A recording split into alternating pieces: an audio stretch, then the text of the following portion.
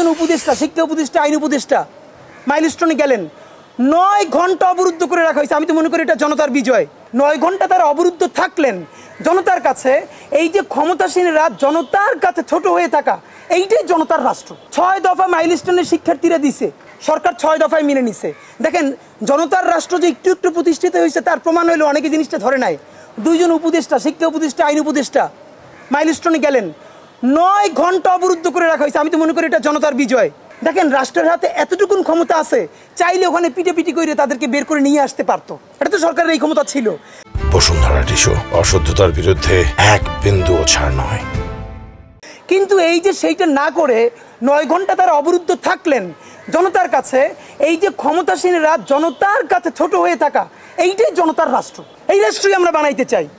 আমরা বিএনপির বলতে চাই, আপনারাও যদি এরকম ভুল করেন, জনতা আপনাদেরকে আটকাবে, তখন ছাত্রদল, যুবদল পাঠাইয়া বা জামাতের কেউ আটকা পড়লে শিবির বা জামাতরে পাঠাইয়া পিটাপিটি করে মুক্তি পাওয়া যাবে না।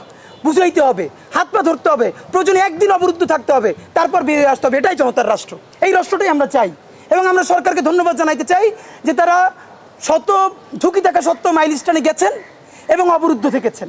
এটা তো একটা আমরা তাদের প্রশংসা করছি।